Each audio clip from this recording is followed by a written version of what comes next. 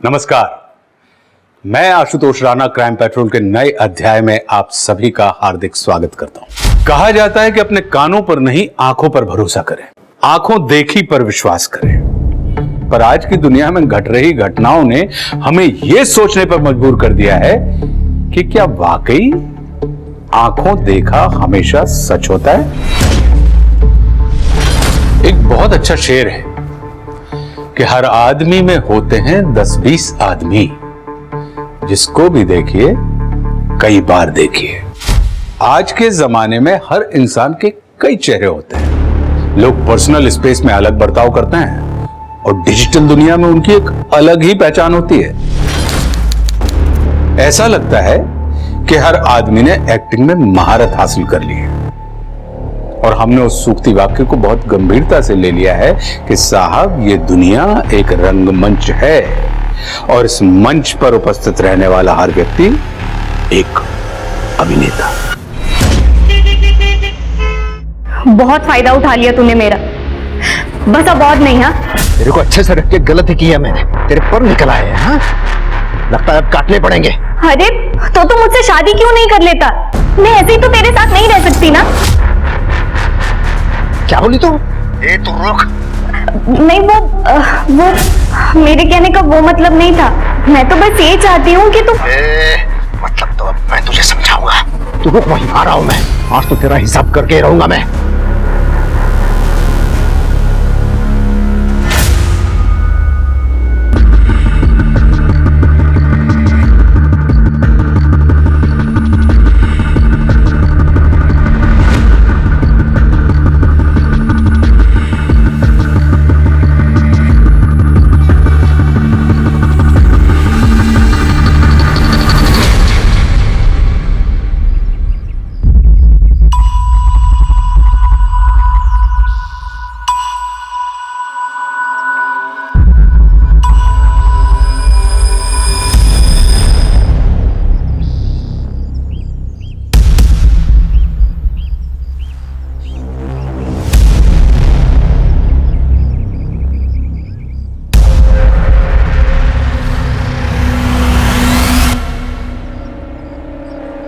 अरे सुनो भाई। क्या हुआ भाई? थोड़ा आगे तक जाना है, छोड़ दोगे क्या? हाँ हाँ बैठो, छोड़ देता हूँ।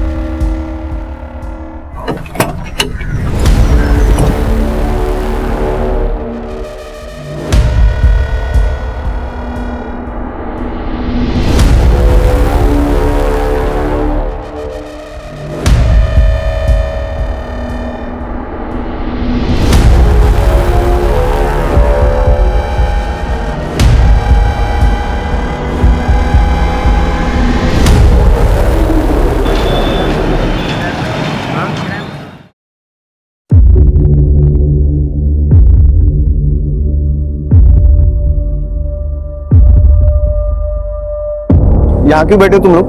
क्या हुआ भाई? ये बैठ के वड़ा पाव खा रहे हैं। ये क्या तमाशा है? कचरा भी यहीं फेंक दिया। चलो निकलो यहाँ से। तेरे घर के अंदर है क्या? पुलिस को फोन लगाऊंगा, पता चलेगा। पुलिस का धमकी देना। अब चलना यार, निकल जाओ। पुलिस को फोन करूंगा नहीं तो। अच्छा हम जा रहे हैं भाई, चलना यार तू। अरे चल रहा यार, चलो तेरे चक्कर में मैं भी चलूंगा। चल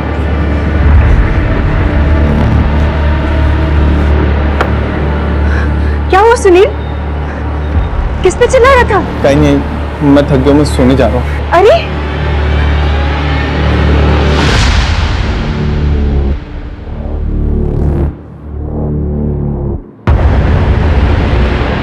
जाने दो मुझे, छोड़ो छोड़ो, जाने दो, जाने दो, जाने दो, छोड़ो,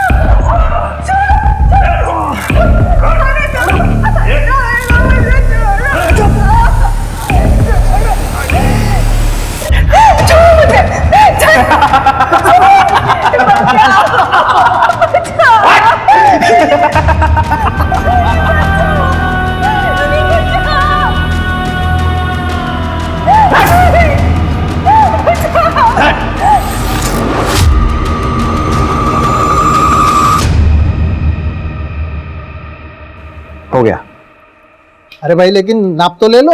अरे अरुण भैया को नाप लेने की जरूरत नहीं है, उनकी आंखें इंची टेप का काम करती हैं। ठीक है, नमस्ते भैया। नमस्ते। अरे अरुण भाऊ, मेरी पैंट रेडी हुई क्या? अरे हाँ, तुम्हारी पैंट तो निकाल के रखी है मैंने। ये लो। कितने पैसे हुए? 200 रुपये। अरे 50 रुपए कम है। कोई बात नहीं, बाद में दे। अरुण भैया, शाम को एक फंक्शन में जाना है, जल्दी मिल जाएगा अर्जेंट में? अभी 11 बजे तो 2 बजे आके ले जाना। 2 बजे? पैंट शर्ट दोनों? बगैर पैंट के फंक्शन में जाएंगे आप? आपकी स्पेशल चाय मलाई मार। अरे वाह, मलाई मार के। इनको भी देना, ये भाई को भी देना, और तू रुक जरा। ये दे। मेरे लिए? हाँ, थोड़ा सा मटेरियल बच गया था, ऐश कर ले जा। थैंक यू काका। वो क्या है, खुशी देने से ही खुशी मिलती है। ये देखो।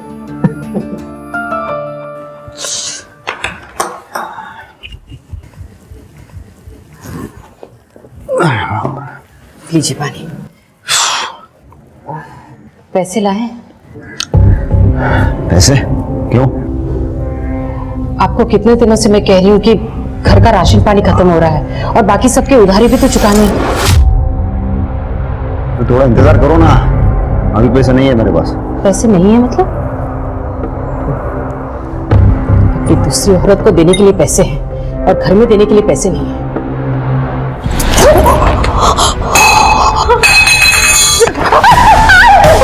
मेरे ऊपर नजर रख रही है?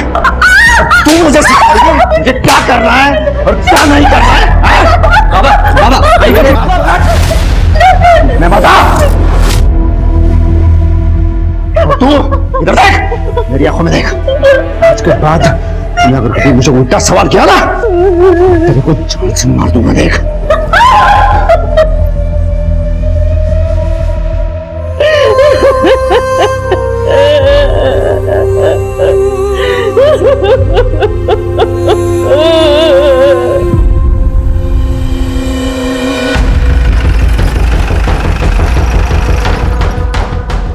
आई सर।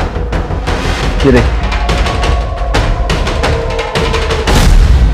सर 2 घंटे पहले आदिवासियों ने लाश देखी और हमें इन्फॉर्म किया। सर उम्र लगभग 30 साल की है। गले में पड़े लाल निशान देख के लग रहा है कि इसका गला घोट के मारा गया होगा। और सर ये एक ट्रक ड्राइवर है, इसका नाम कमलेश प्रजापति है। उसका ट्रक का है? मालूम नहीं सर। ट्रक ढूंढो। सर नौकर इकडे आ।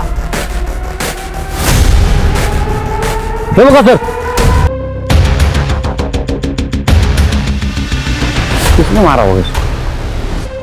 सर मुझे लगता है कि ये कमर्शियल सेक्स वर्कर है। अक्सर ट्रक ड्राइवर ऐसी औरतों को यहाँ पे लाते हैं, या फिर ये भी हो सकता है कि इसकी कोई रिलेटिव हो या फिर मतलब ये कमलेश, क्या हो सकता है कमलेश ने उसको मारा है, उसको मार दिया, या कहीं और मारा या डम किया। तो फिर कमलेश को किसने मारा? सर इस औरत को बहुत ही बुरी तरह मारा पीटा गया है। पूरी बॉडी पे चोट और ब्रूजेस के निशान है। इसके अलावा और कोई चोट नहीं है और ना ही रेप के इंडिकेशंस है। लेकिन सर देख के ऐसा लगता है कि पिटाई के दौरान ट्रॉमा से इस औरत की जान चली गई होगी। कोई ऐसी चीज जिससे बॉडी आइडेंटिफाई हो सके? No sir. सर ये देखिए लकड़ी मिली, शायद इसी से मारा गया। और सर ये देखिए खून लगा हुआ निशान मिटाने की भी कोशिश की है। लगता है ये मर्डर वेपन है। इसको फॉरेंसिक के लिए भेज दो और दोनों बॉडी को पोस्टमार्टम के लिए भेज दो। सर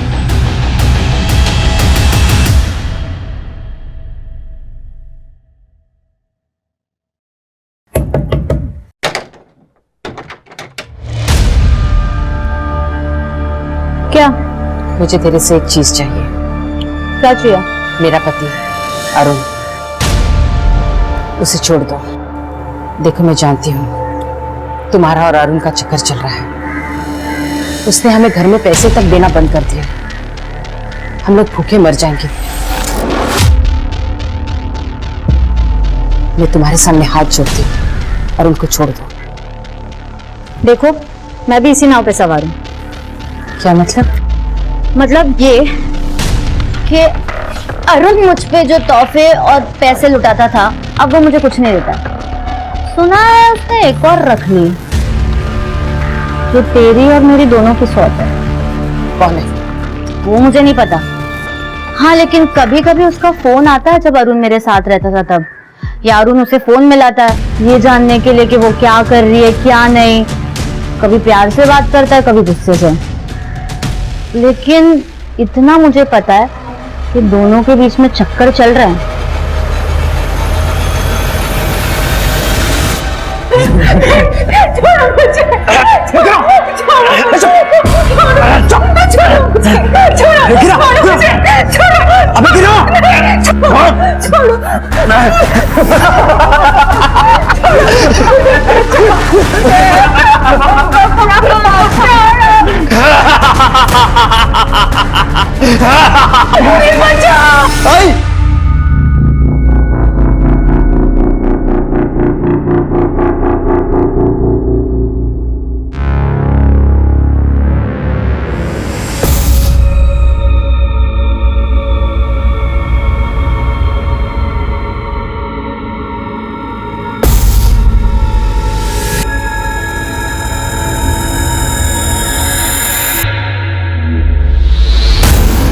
अरुण टेलर, क्या वाकई वो एक उदार स्वभाव वाला सबके बीच पॉपुलर आदमी है, या फिर वो अपनी बीवी को पीटने वाला और उसे धोखा देने वाला आदमी है? क्या है उसकी असली पहचान? क्योंकि खुद गर्जी को खुदा की मर्जी नहीं कहते, और सिर्फ काटने वाले को दर्जी नहीं कहते। वहीं दूसरी ओर सुनील मूलगांवकर, जो दिखने में बेहद शांत और शर्मीला लड़का है, क्या वो वाकई इतना शांत है, या उसकी सच्चाई कुछ और है? क्योंकि ये कहा जाता है कि अमर बेल के जड़ नहीं और नहीं जोंक के दंत, जो नर मीठे बोल हैं उनसे बचियो कंत। कोल्हापुर शहर के बाहर जो 2 बॉडीज पुलिस को मिली थी, वो लोग कौन थे? इस केस का हर डेवलपमेंट अपने आप में एक बड़ा झटका है, और जो सच आपके सामने निकल कर आने वाला है वो आपके होश उड़ा दे। सर जिस आदमी की लाश हमें मिली थी वो ट्रक ड्राइवर ही था। उसकी मिसिंग कंप्लेंट राजस्थान के माधोपुर में दर्ज हुई थी, लेकिन उस औरत के बारे में अभी तक कुछ पता नहीं चला सर। एक काम करो शिल्पी, बाकी स्टेट्स के ड्राइवर्स की मिसिंग कंप्लेंट चेक करो, और एक कमलेश और उस औरत की फोटो सारे मीडिया में सर्कुलेट कर दो। ठीक है सर। ट्रक में जीपीएस था? जीपीएस था सर, लेकिन 2 दिन पहले ही बंद हो गया। इसका मतलब किसी ने जीपीएस ट्रैकर निकाल लिया। फिर हमें ट्रक की लास्ट लोकेशन मिल सकती है, उससे हमें कुछ क्लू मिलेगा। Right sir.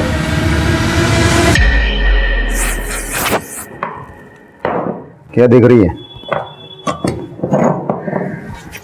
सोच रही हूँ आज किसकी बारी है, रागिनी या नए वाले की। रागिनी ने मुझे सब बताया आपके नए प्यार के बारे में। कौन है वो? कहीं नाबालिग तो नहीं? ये तरीका है अपने पति से बात करने का? मैं तेरे को अब सिखाता हूँ अपने पति से कैसे बात करते हैं, क्योंकि मेरे बाप ने मेरे को सिखाया है लोगों को तमीज कैसे सिखाना है। पहले पति बनकर तो दिखाइए।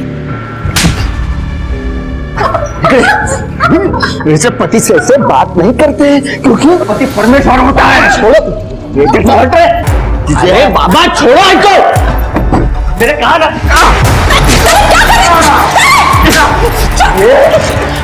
ये तनाय, मेरे को इसका हिसाब चुकाना पड़ेगा। देख, तेरे को नहीं छोड़ूंगा मैं। अरे जा जा, ये होशियारी ना हो बाजारों औरतों को दिखाना, यहाँ नहीं। तेरी हिम्मत कैसी हुई अपने बाबा पे हाथ उठाने की? आई वो आपको मार रहे थे। तो क्या हुआ, वो मेरे पति है, ये हम दोनों के बीच का मामला है, तू चुप रहे। साले तो भी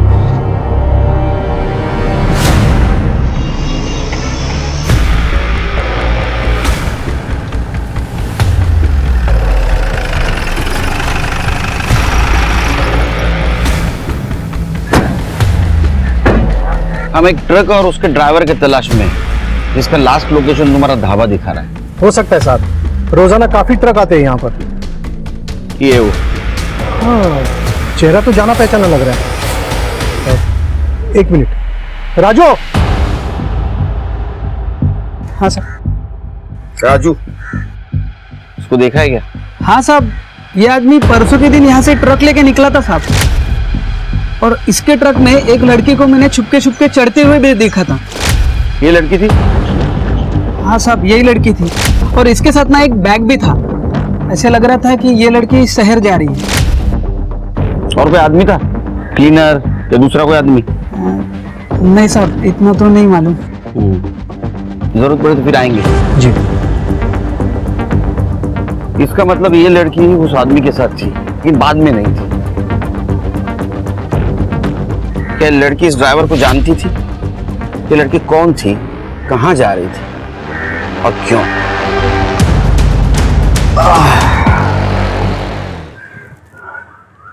पता नहीं ये कौन है। मुझे नहीं पता। नहीं पता? नहीं पता, नहीं बता नहीं। पोस्टमार्टम का क्या हुआ और वो डंडे के फॉरेंसिक रिपोर्ट का?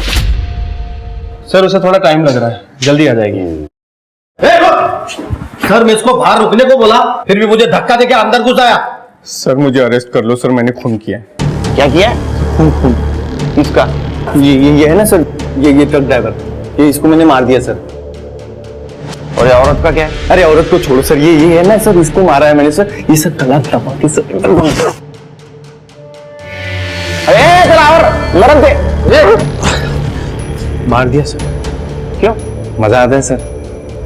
मैंने तो ट्रक भी बेच दिया सर। तेरे पास लाइसेंस है? हाँ है ना।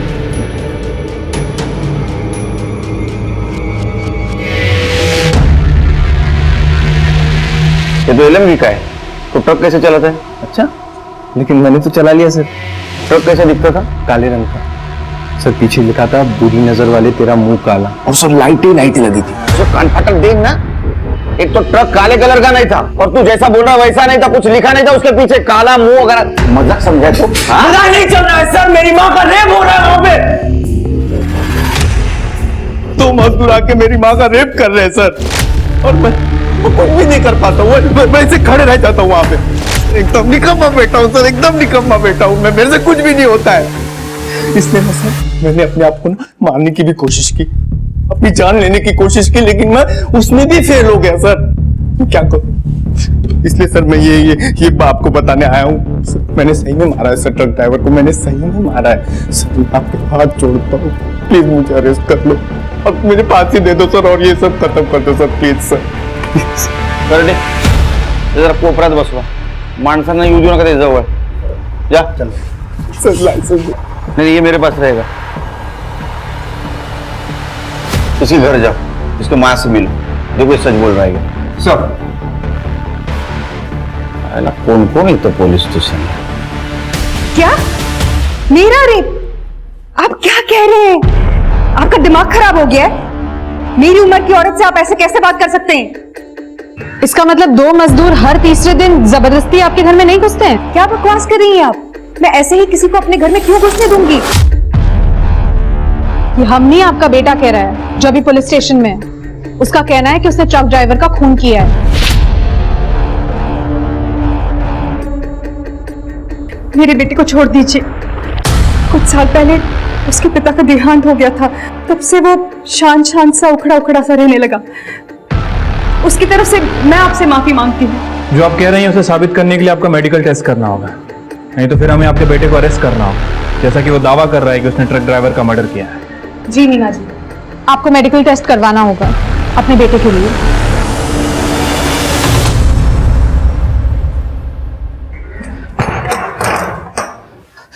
देखिए, तने की वजह से मैं आपसे माफी मांगती हूँ। उसे आप पर हाथ नहीं उठाना चाहिए था, उसे माफ कर दीजिए। वो आइंदा ऐसा कुछ नहीं करेगा। तूने मुझ पे हाथ उठाया, इसलिए मैं इसलिए नाराज नहीं हूँ। मैं इसलिए नाराज हूँ क्योंकि तूने मेरी स्वरा को मारा है। देख, ये मेरी स्वरा है। बोल, क्यों मारा तूने मेरी स्वरा को? बोल बोल। बाबा मैंने नहीं मारा बाबा। इधर से, तेरे को क्या लगता है मुझे नहीं पता? तू मेरा पीछा करते करते मेरे पीछे आता है। हाँ, तूने मुझे इसका घर में घुसते हुए देखा, और इसीलिए तुम्हें मेरी सरा को मारा। नहीं बाबा, छोड़ दीजिए, मैंने किसी को नहीं मारा है, छोड़ दीजिए। जरूरी है, मुझे पता है, हाँ मुझे पता है, तुम लोगों ने मिलकर मेरी स्वरा को मारा है। किसी को नहीं छोड़ूंगा मैं।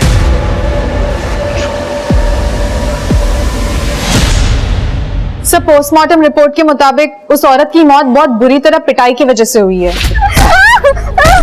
और सर मौका वारदात पे जो डंडा हमें मिला था उसमें किसी के फिंगरप्रिंट नहीं है। ऐसा लग रहा है जैसे किसी ने उसे साफ किया। लेकिन सर उस डंडे पे जो ब्लड मिला है वो उस औरत का ही है, फॉरेंसिक ने कंफर्म किया है। और उस ट्रक ड्राइवर की मौत गला दबाने की वजह से हुई है। उसके गले पर शायद किसी गमछे या रस्सी के निशान है। और सर उसकी बॉडी में अल्कोहल और नींद की दवाई के ट्रेसेस मिले हैं, जबकि उस लेडी की बॉडी में ऐसा कुछ नहीं है। ये सिर के सवाल ये है कि दोनों लोगों को अलग अलग तरीके से क्यों मारा गया? क्या दो कातिल हैं? अगर ऐसा है तो दोनों बॉडीज को एक ही जगह डंप क्यों किया गया? सर इन्वेस्टिगेशन के दौरान हमें पता चला है कि एक दो नहीं बल्कि एक साल में बहुत ज्यादा ट्रक और ट्रक ड्राइवर गायब हुए हैं। कितने? सर नंबर्स तो हम पता कर रहे हैं, लेकिन आई एम श्योर ये बहुत बड़ा गैंग है सर। क्योंकि मुझे पूरी इंफॉर्मेशन चाहिए। Right sir. अरुण भाई कैसे हो? अरे अरुण भाई आइए। ठीक है ना? अरे अरुण दादा आइए। राजू, हाँ जा अरुण भाई की बोतल लेके। हाँ हाँ वही ना डेली वाली। हाँ डेली वाली। हाँ हाँ गुलाब भाई आपकी पैंट ले लो पहले, जिम्मेदारी खत्म हो गई। अरे शुक्रिया अरुण भाई, मैं तो पैंट सिलवाने के लिए भूल ही गया था, लेकिन आपने एकदम टाइम पे दे दिया। अरे नहीं रहना दो, पैसे नहीं चाहिए मुझे, ये दोस्ती खाते में रख लो, रखो।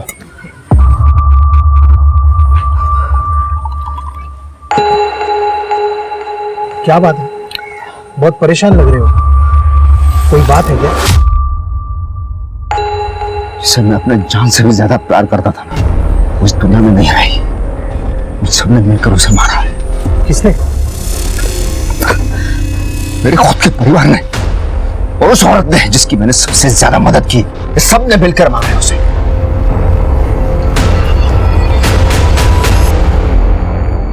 सर, इनकी मेडिकल रिपोर्ट्स क्लीन है, रेप या फिजिकल रिलेशन के कोई इंडिकेशंस नहीं है। पर मैंने तो पहले ही कहा था, आप ही को यकीन नहीं था। मेरे पति को गुजरे 2 साल हो गए हैं, मेरे शारीरिक संबंध का कोई सवाल ही नहीं उठता। फिर आपके बेटे ने हमसे ऐसा क्यों कहा? झूठ बोला उसने या उसको कोई परेशानी? करने कर क्यों नहीं? लेके जाइए और इसका कुछ इलाज वगैरह कराइए, इससे पहले कुछ बड़ा कांड कर दे। वी आर रियली सॉरी कि आपको इस सब से गुजरना पड़ा, लेकिन ये केस हमारे लिए बहुत बड़ा है, इसलिए हम कोई भी बात नजरअंदाज नहीं कर सकते। मैं सच बोल रहा हूँ सर, उस ट्रक ड्राइवर को मैंने ही मारा था। आई शपथ। क्या हो गया ऐसे? चल यहाँ से, चल। मिसिंग केस की फाइल कंप्लीट हो गई है सर। टोटल 70 मिसिंग केसेस हैं। कितने? 70 सर। इतने केसेस? सिर्फ एक काम करो, उनमें से कोई ड्राइवर बचा के देखो और वो ट्रक ओनर्स को फोन करो और सारे स्टेट्स के केस अपने पास ट्रांसफर करवा लो। Sir 70 missing cases? 70 क्या, उससे भी ज्यादा रहेंगे, भी ट्रांसफर करवा लो। ये केस हम सॉल्व करेंगे। ठीक है सर।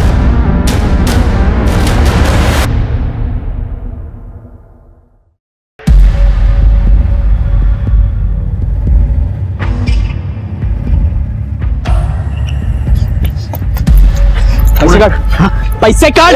ए कौन? मेरे पास पैसा नहीं है। अरे तेरे पास है पैसा? काट पैसे। अरे नहीं है मेरे पास पैसे। तेरे पास दारू पीने के लिए पैसा है, हाँ लड़की बाजी करने के लिए, घर पे देने के लिए पैसा नहीं है तेरे पास। ए, पैसा मेरा है, मेरे मन में आएगा मैं किसी को भी दे सकता हूँ। तू कौन है मुझे पूछने वाला? काट पैसे। मेरे पैसे को हाथ मत लगा तू।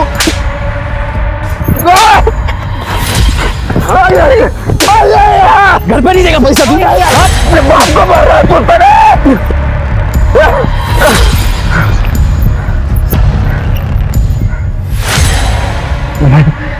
मैं तेरे को छोड़ूंगा नहीं, इसका ऐसा कुछ करना पड़ेगा।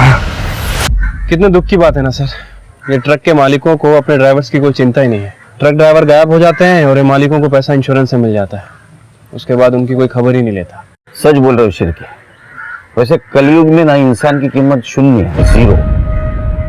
अभी जो ट्रक चोरी होते हैं उनमें जो सामान होता है वो कहीं ना कहीं बेचे जाता होगा। ये ट्रक भी कहीं ना कहीं होंगे। ये ट्रक चोरी इसलिए होते वो दोबारा बेचे जा सके। तो अब हमें ये पता करना है कि आखिर ये चोरी के ट्रक खरीदता और बेचता कौन है। अपने लोकल ट्रांसपोर्टर ना और ट्रक ड्राइवर, उनसे कांटेक्ट करो। जरूर किसी ने कुछ देखा होगा और अपने खबरियों को अलर्ट कर दो। ठीक है सर। सर अंदर एक आदमी है, बोल रहा है कि उस औरत को किसने मारा उसको पता है। बोल रहा है बड़े साहब से ही बात करूंगा। तो तुम्हें पता है कि ये लड़की कौन है और इसको किसने मारा है? हो सर, इस लड़के का नाम स्वरा नाइक है और मेरे बेटे तनय परमार ने इसका खून किया है। डिटेल में बताओ। सर मेरी नटराज मार्केट में एक टेलरिंग की दुकान है, तो ये लड़की कुछ महीने पहले काम ढूंढती हुई मेरे पास आई। कुछ खाया पिया कि नहीं? नहीं। तो मैंने उसे थोड़े पैसे दे दिए, मतलब जितना मैं दे सकता था। उसे पैसों की दिक्कत है, काम भी नहीं है उसके पास कोई।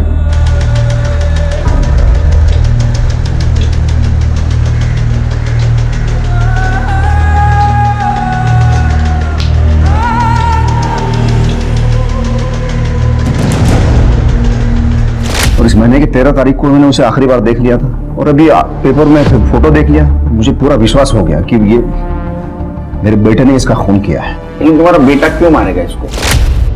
उस गधे को लगता था मेरा उसके साथ चक्कर चल रहा है, उसे पसंद नहीं था मैं उसकी कोई मदद करूं या पैसे दे दूं। पापा और हाथ उछल रहा। उसने मुझे धमकी दी थी स्वरा को छोड़ दो। ये देखिए सर, कुटे रहा था तुमने। सर वो झूठ बोल रहा है, मैंने नहीं मारा है स्वरा को। तो तुम्हें उस औरत का नाम भी पता है? हाँ सर पता है, बाबा ने बताया था। हमने सुना तुम अपने बाबा का पीछा करते, उन्हें मारते भी हो। बहुत अच्छा फर्ज निभा रहे हो बेटा होने का। फिर तो बाप का मर्डर भी कर सकते हो। नहीं सर, बाबा मुझसे बदला लेना चाहते थे, मैंने उनसे पैसे लिए थे। और करो सपोर्ट उस कमीने को। साहब तनय सही कह रहा है। अरुण ने ही हमें बताया था वो स्वरा को प्यार करता है।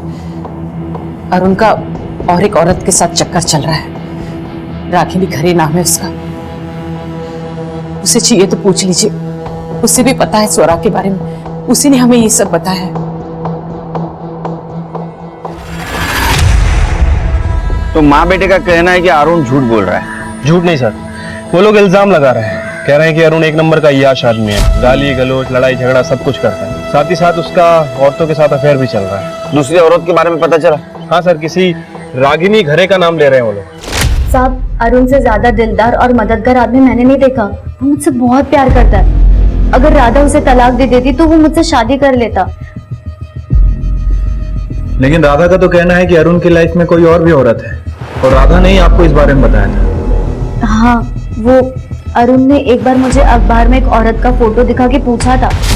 उसे ऐसा लगता है कि बाद में उसने मुझसे ये बात के लिए माफी मांग ली थी। ये अरुण तो बहुत कंफ्यूज कैरेक्टर लग रहा है। सर मैंने अरुण के बारे में नटराज मार्केट में पता किया। सर आप यकीन नहीं करेंगे, अरुण की इक्वेशन और रेपुटेशन बहुत ही ज्यादा अच्छे है वहाँ। सर सभी लोगों को कहना है कि अरुण गरीबों की मदद करता है।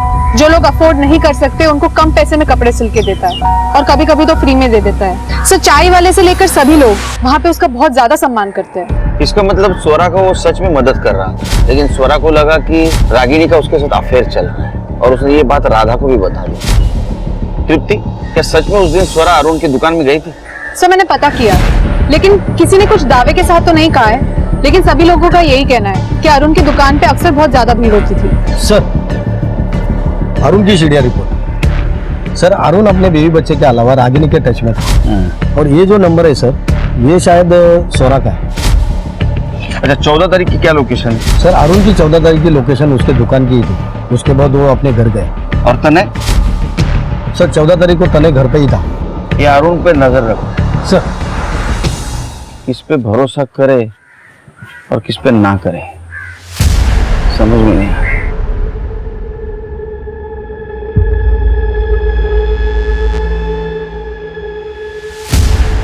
तुम लोग यहाँ फिर से आ गए? यहाँ क्यों बैठे हो? देखो यहाँ से चले जाओ वरना। वरना? हाँ? वरना क्या? पुलिस को बुलाएगा? चल जा बुला। जा। ये चिकने घूर क्या रहा? अबे जाना पुलिस को बुला। जा निकल। अबे जाना घूर क्यों रहा?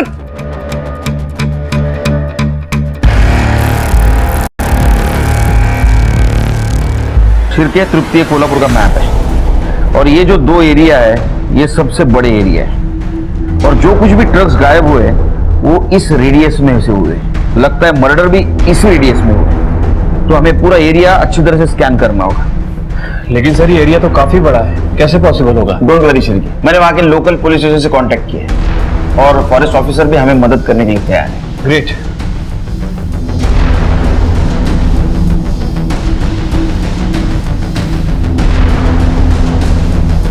सर जंगल से बहुत बदबू आ रही है, ऐसा लग रहा है जैसे कोई जानवर मर गया। चलो सर्च करो, पूरा जंगल छान मारो।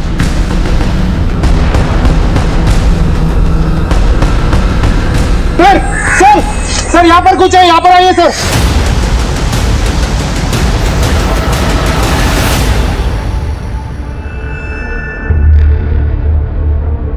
खोदो।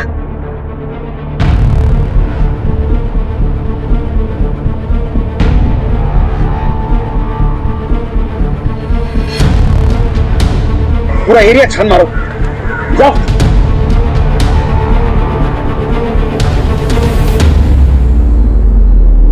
सर इधर आइए। सर इधर आइए।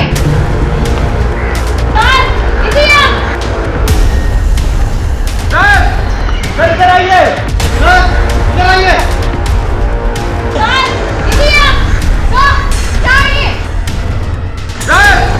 सर इधर आइए।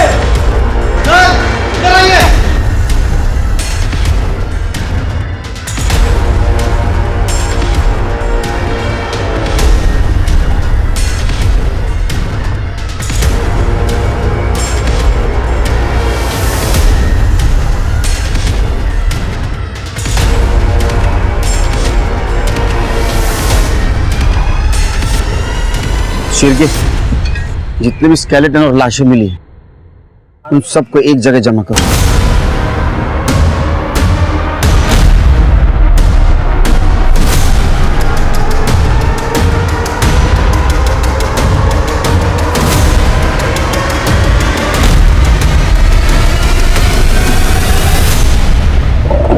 पुलिस का अंदाजा एकदम सही था, वो सिर्फ शुरुआत थी। एक के बाद एक पुलिस को जंगल में 40 बॉडीज, या यूं कहें कि 40 कंकाल मिले थे। उन सभी लाशों को बिना कपड़ों के ऐसे छोड़ दिया गया था कि या तो इन्हें जंगली जानवर खा जाते या फिर प्रकृति अपने आप उन्हें मिट्टी में मिला देती। कपड़ा, जेवर, आईडी प्रूफ कुछ भी नहीं मिला था। पुलिस का मानना था कि यह सब जानबूझकर किया गया है ताकि कोई इन लाशों की शिनाख्त ना कर पाए। पुलिस इस समय सिर्फ किलर को ढूंढ रही थी। उसे यह अंदाजा ही नहीं था कि यह मामला किलर का नहीं बल्कि सीरियल किलर का है। खबरियों के नेटवर्क की वजह से पुलिस को एक और बड़ी कामयाबी मिली। पुलिस के हाथों वो आदमी लगा जो चोरी किए हुए ट्रकों को खरीदता था, शमशेर आलम। चिल्ला मत, खड़ा है। बोल, चोरी के ट्रक किससे खरीदता था? बोल। मैं नहीं जानता कौन। मैंने उसका चेहरा तक नहीं देखा साहब। वो ट्रक भी मुझे सुनसान रास्ते पे देता था साहब। मैं ट्रक देखता था, उसका माल देखता था, कंडीशन देखता था, उसके बाद उसको पैसा देता था साहब, कैश। साहब वो जब भी आता था ना, अपना चेहरा गमछा से बांध कर आता था, इसीलिए साहब मैंने उसका चेहरा देखा ही नहीं। फोन नंबर बोल उसका। साहब उसका फोन नंबर तो नहीं है। हाँ साहब, वो लैंडलाइन नंबर से हमेशा फोन करता था। बोल। हाँ जी, बिल्कुल यही नंबर है। कौन इस्तेमाल करता है ये फोन को? कई लोग इस्तेमाल करते हैं, ट्रक ड्राइवर्स और भी कई लोग आते हैं यहाँ। कोई एक आदमी होता तो बता भी देता। आजकल तो मोबाइल फोन का जमाना है, सबके पास मोबाइल फोन है, फिर ये फोन यहाँ क्यों रखा है? हाँ साहब, लेकिन कभी कभी मोबाइल का रिचार्ज खत्म हो जाता है या फिर बैटरी, तब वो लोग इस फोन का इस्तेमाल करते हैं। फिर भी कौन ज्यादा बार इस्तेमाल करता है, याद करने की कोशिश करो। बहुत सारे लोग हैं साहब। सबकी डिटेल्स चाहिए। हाँ देता हूँ ना साहब, मुझे उन सब लोगों के ट्रक के नंबर भी याद है। वेरी गुड, सबके ट्रक के नंबर भी लिख के दो। हाँ। चांसेस कम है शिरके, लेकिन फिर भी चेक करना पड़ेगा। सर अब मुझे अरेस्ट कर लो सर, अब सच्ची में अरेस्ट कर लो। अरे तो पुनः आला कर दे। अरे ये इसको लेके जाओ। अरे सर मेरी बात तो सुनो सर। चल बात चल। सर जो 2 मजदूर मेरी आई का रेप करते थे ना सर, मार दिया मैंने। केम रोड से जा रहा था, दोनों सोए हुए, बाजू में पत्थर था, पत्थर उठाया और पूरा सर चेहरा खून से भर गया था उन दोनों। मर गए सर। घसीटा, झाड़ियों में फेंक दिया। बैठ बैठ। सर अब अरेस्ट कर लो सर। अब आप सच्ची में अरेस्ट कर लो मुझे। चुप कर दे, जाके चेक करो केम रोड पे। ठीक है सर।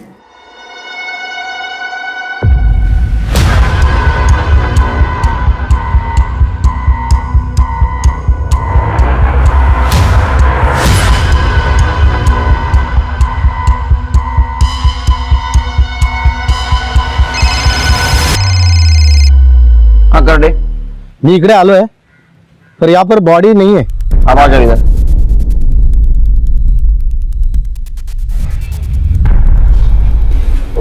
मिली सर बॉडी? नहीं मिली बॉडी। ऊपर में थोड़ी ना छोड़ूंगा सर। 40 फुट अंदर घसीट के लेके गया था, मैं भी थक गया था। उनको बोलो ढंग से ढूंढो। देख, पहले से ना एक केस की वजह से मेरा दिमाग खराब है, तो और दिमाग मत खराब कर मेरा। तो फिर से आया ना, बहुत मारूंगा तेरे को। सर आऊंगा तो अरेस्ट कर लेंगे आप। उसको बाहर लेके जा।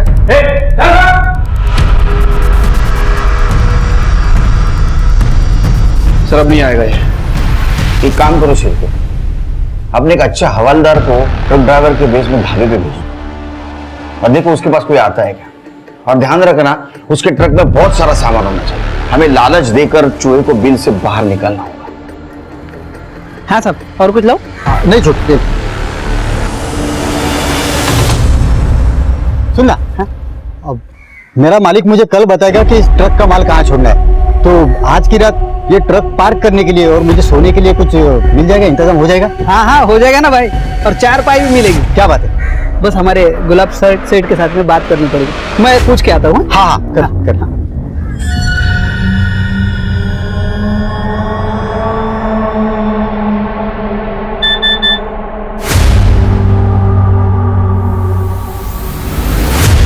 घरात ने ढाबे पे सेटिंग कर ली। हाँ बोलना। सर, हाँ सर केएम रोड की झाड़ियों में 2 लोगों की लाश मिली है। मतलब सुनील सच बोल रहा था। चल केम रोड।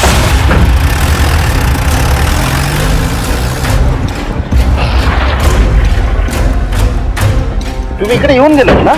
हाँ सर, मैं यहाँ पर आके चेक करके गया था। हाँ लेकिन वो आदिवासी लोगों को अंदर बॉडी मिली। विठल सुरवे और गणपत शिंदे दिहाड़ी मजदूर है, पासी की कंस्ट्रक्शन साइट पे काम करते हैं। सब बॉडी का फेस बुरी तरह से स्मैश्ड है।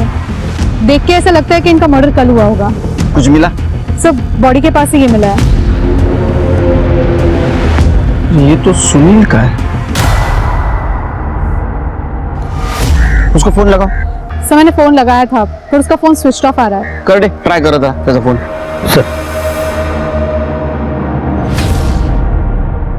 सर फोन बंद आ रहा है।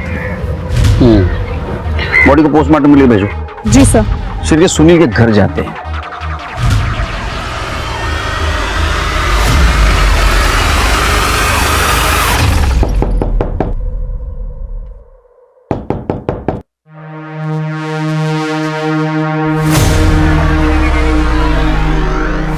तुम देख चेक करो।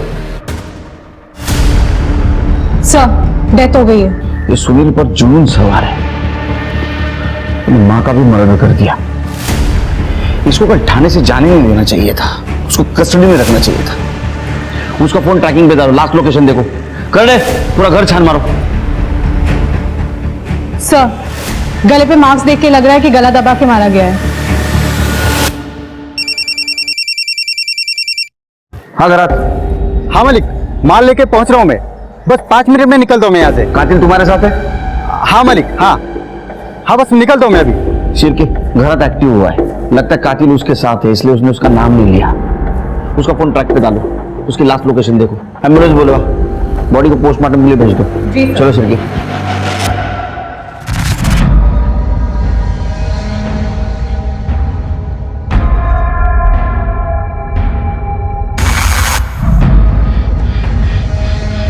देख तेरा नया शिकार, चल ऐश कर ले, मार दे इसको।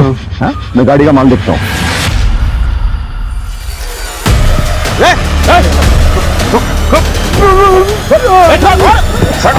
2 मिनट।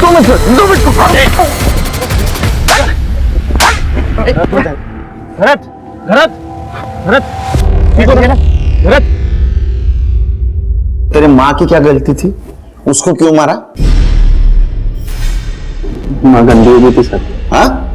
माँ गंदी हो गई थी।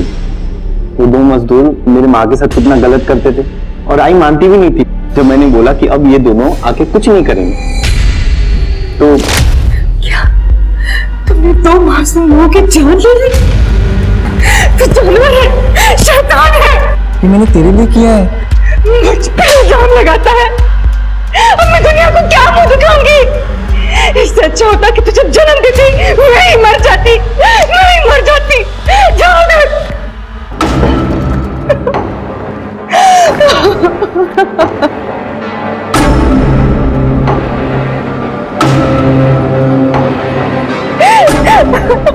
ठीक है, ये सब तुम दोनों एक साल से कर रहे थे ना? 70 ट्रकें लूटी तुमने, 70 लोगों की जान ली है ना तुमने? मुझे कभी गिनती नहीं की। और ये दोनों मजदूरों को क्यों मारा? कमीने, मैंने बोला था ना उन मजदूरों का खून मत कर करके, तो तुम इंतजार नहीं कर सकता था क्या? चैन से सोना था तो सब मजदूरों को मारना पड़ा। तो जब जब मैं खून करता था ना सर, चैन की सुकून की नींद नहीं थी सर। इसलिए तो मैंने ट्रक ड्राइवर को मारना था। लेकिन और कमलेश की बॉडी मिलने के बाद हम दोनों ने तय किया था कि तुम कोई कागज नहीं करेंगे। सुनील को क्या जल्दी पड़ी थी। बॉस चलो ना किसी को मारते हैं, बहुत तलब लगी है, नींद नहीं आ रही है मुझे। तुम मरवाएगा क्या? धीरे से बोलना। वो कमलेश ड्राइवर और लड़की के केस का लफड़ा चल रहा है ना, तो पुलिस बहुत अलर्ट है अभी। तो मेरी सुन ले, तुम जा, मैं सोचता हूँ कुछ। मैं क्या करता साहब, एक दिन पहले दोनों मजदूर मेरे घर के बाहर मुझे बेइज्जत कर रहे थे सर। मार दिया उनको, रास्ते के बाजू में सोए हुए थे, सुना नहीं क्या। सर बताता हूँ, मैं सुनील को एक साल पहले उस सभी ढाबे पे मिला था। अब मैं सबसे अच्छी तरह से बात करता हूँ, तो मैंने सुनील से भी बहुत देर तक बात की और कई गिलास दारू पीने के बाद सुनील ने मुझे बताया कि वो लोगों को मारना चाहता है। मैं तो सिर्फ ट्रकों को बेच के पैसे कमाना चाहता था, तो मैं किसी को मारना नहीं चाहता था। फिर भी मैंने सुनील से पूछा तो लोगों को मारना चाहता है, तो उसने हाँ कहा और फिर वहीं से हमारी पार्टनरशिप की शुरुआत हो गई। मैं ड्राइवर से अच्छी तरह से बात करता, उनके दारू में नशे की गोलियां मिलाता और फिर उनसे ही लिफ्ट मांग के उनके साथ निकल जाता था। अरे सुनो भाई। हाँ भाई क्या हुआ? आगे तक ही जाना है, मुझे लिफ्ट मिलेगी क्या? हाँ अच्छा बैठो, छोड़ देता हूँ, बैठो। धन्यवाद। और जब कुछ देर बाद गोलियां अपना असर डालती तो मैं ड्राइवर को हटा के वो ट्रक खुद चलाता था और सुनसान रास्ते पे लेके जाता था। और इस दौरान मैं अपना फोन तो अपनी दुकान पे रखता था ताकि किसी को शक ना हो जाए। और फिर ट्रक और उसका सामान बेच के मैं उसके पैसे रखता और सुनील वो ड्राइवर और क्लीनर दोनों को मारता था। और फिर हम दोनों वो बॉडीज के पूरे सारे कपड़े निकाल के जंगल में फेंक देते। जब तुम्हें पता था कि आज खतरा है, फिर भी तुमने आज ट्रक लूटने का क्यों सोचा? नालायक सुनील की वजह से, ताकि वो मजदूरों का खून न कर दे। मैंने भी वो ट्रक का माल देखा था, उससे काफी पैसे बनते, इसलिए जब ड्राइवर ने वो अपने मालिक को फोन किया तो मैंने सुनील को मैसेज कर दिया कि वो अपने अगले शिकार के लिए पहुंच जाए। और फिर मैंने रास्ते में वो ट्रक ड्राइवर का फोन बंद कर दिया। तो इसीलिए हम भरत का फोन ट्रैक नहीं कर पा रहे। कमलेश की बॉडी वैसे क्यों छोड़ दी? उसकी बॉडी पे कपड़े क्यों थे? सर ये सब इसकी चक्कर में हुआ है। सर मैं जब कमलेश को मार रहा था, मेरे को अच्छे से रख के गलती की है मैंने, तेरे पर निकल आए हैं। हाँ? मैं ऐसे ही तो तेरे साथ नहीं रह सकती ना। आज तो तेरा हिसाब करके रहूंगा मैं। तेरे को मारने में बहुत मजा आता है ना? बहुत मजा आता है सर, आप भी मार के देखो, मजा आता है। अरे बहुत मजा आ रहा है रे, बहुत मजा आ रहा है, बहुत मजा आ रहा है। इनका खाना पीना सब बंद, और इसको तब तक मारते रहो जब तक इसका मजा कम ना हो। आपने देखा, जब दो दिमागी रूप से बीमार लोग एक साथ मिलते हैं तो किस तरह का तांडव होता है। अरुण अपने बचपन में हर दिन अनुशासन के नाम पर अपने पिताजी से मार खाता था, जिसका बहुत बुरा असर उसके ऊपर हमेशा के लिए हो गया। वहीं दूसरी ओर सुनील, जो अपने पिता के बेहद करीब था, उन्हें खो देने के बाद उसकी जिंदगी एकदम दिशाहीन हो गई थी। पुलिस के समझाने के बावजूद सुनील की मां मीना ने सुनील का इलाज नहीं करवाया। ये जानते हुए भी कि उसकी मानसिक हालत ठीक नहीं है, वो अपनी कल्पनाओं में अपनी ही मां का बलात्कार होते हुए देख रहा था। ये दस्तक थी कि सुनील के साथ जो चल रहा है वो ठीक नहीं है। अक्सर देखा गया है कि हमारे देश में लोग मेंटल इलनेस को सीरियसली नहीं लेते और जो लोग डिप्रेशन या मेंटल इलनेस से ग्रसित हैं वो अक्सर खुलकर सामने नहीं आते। हमें ऐसे लोगों को सपोर्ट करना चाहिए, उन्हें हौसला देना चाहिए ताकि ये लोग अपराध और आत्महत्या का रास्ता अपनाने की जगह जिंदगी के रास्ते को चुने, क्योंकि शारीरिक रोगों से अधिक घातक मानसिक रोग होते हैं। कहा ही गया है, मन चंगा तो कटौती में गंगा। अब मैं आशुतोष राणा आपसे विदा लेता हूं। कल फिर मिलूंगा एक ऐसी ही कहानी के साथ जो आपको रखेगी सतर्क और आपकी जिंदगी को सुरक्षित। तब तक अपना और अपनों का ख्याल रखिए और देखते रहिए क्राइम पेट्रोल सतर्क। जय हिंद।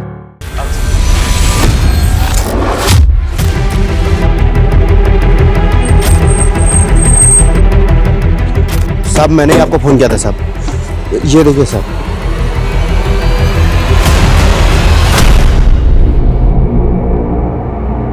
सर लड़की की उम्र 12-13 साल लग रही है, कपड़े फटे हुए हैं, शायद रेप अटेम्प्ट हुआ। इस बच्ची के चेहरे को बुरी तरह से बिगाड़ा गया है ताकि इसकी पहचान ना हो। शायद कपड़ों से पहचान हो पाए कौन है।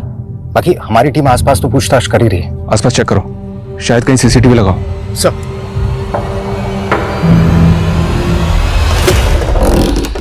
नमस्कार, मैं आशुतोष राणा क्राइम पेट्रोल सतर्क के नए अध्याय शातिर क्रिमिनल में आप सभी का स्वागत करता हूं।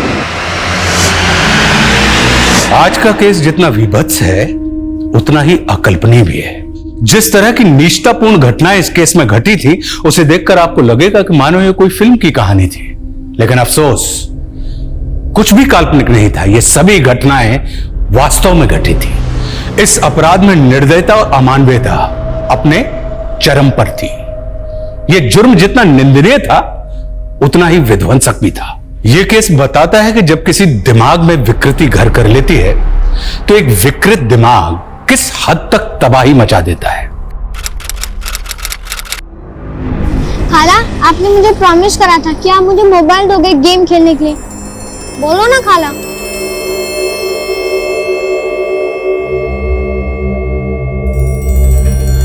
रुस्तम, ले जाकर कुल्फी खाकर आ। नहीं, मुझे आइसक्रीम नहीं खानी, मेरे को अनिल के साथ क्रिकेट खेलने जाना है। रुस्तम, जैसा बोलती हूँ वैसा कर। जाकर आइसक्रीम खाकर आ, वरना मोबाइल नहीं मिलेगा गेम खेलने के लिए। ठीक है, जाता हूँ।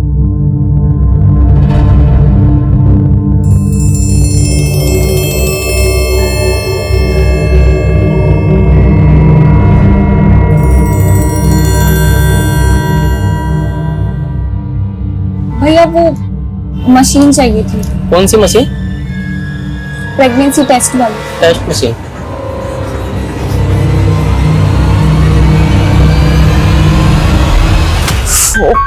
रुस्तम, ओए रुस्तम, कितनी बार कहा है मैंने तुझसे कि तू खाना खा के अपने बर्तन किचन में रखा कर। अम्मी डर गई ना? बिल्कुल भी नहीं, मैं तुझसे नहीं तेरे गंदे मार्क्स से डरती हूँ। अम्मी 500 रुपए दो ना। 500? पागल है क्या तू? अम्मी प्लीज ना, प्लीज। नहीं, बिल्कुल नहीं, सवाल ही नहीं उठता। तू पहले अच्छे मार्क्स लाके दिखा अपने एग्जाम्स में, फिर सोचेंगे। हाँ आप इत्मीनान रखिए, मैं पहुंच जाऊंगा दिल्ली कल। हाँ खुदा हाफिज। हाँ अब्बू, हाँ बेटा। 500 रुपए दो ना, फुटबॉल खरीदनी है। अरे काम कर, 500 नहीं तू 2 फुटबॉल लेना, ठीक है? थैंक यू अब्बू। क्या बात है। गुलाल तू भी रख। जीजू मैं क्या करूंगी? अरे रख, दीदी के लिए बर्फ लेके आना, आजकल बहुत गर्म रहती है।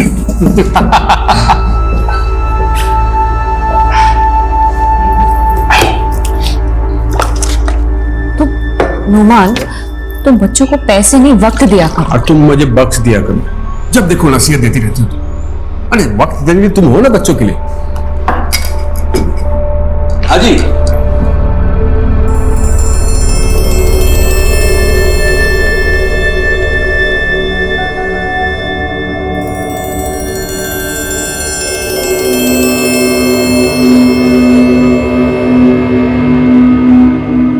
अम्मी 500 रुपए दो ना जो अब्बू ने दिए थे। जिद नहीं बेटा, तुझसे कितनी बार कहा है कि जब अब्बू आ जाएंगे तब इस बारे में बात करेंगे। अम्मी प्लीज। बेटा अच्छा सुनो, मैं काम पे जा रही हूँ, तुम चुपचाप अपना होमवर्क करना और खाला को तंग नहीं करना।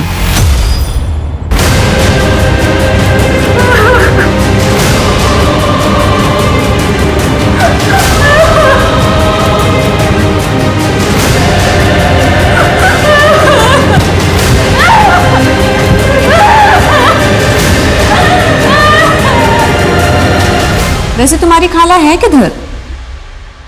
गुलनार?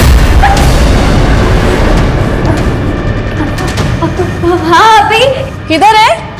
मैं बाथरूम में हूँ। मैं काम पर जा रही हूँ, तुम ध्यान रखना। हाँ,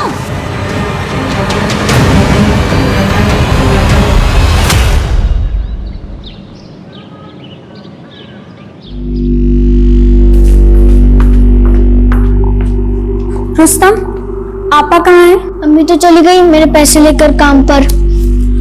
और जीजा जी? खाला आप सब भूल जाते हो, अब्बू तो दिल्ली गए हुए हैं। और जल्दी चलो, हमें भी तो क्लास के लिए लेट हो जाएगा।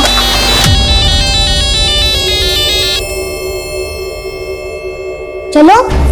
तू जा, मैं आती हूँ।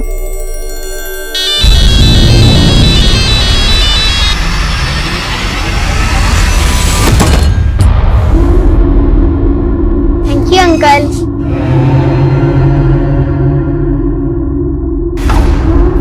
ले मलाई वाली, पिस्ता वाली, चॉकलेट वाली कुल्फी ले कुल्फी। रुस्तम, हाँ क्या कर रहा है? जल्दी चल, क्लास के लिए देर हो रही है ना।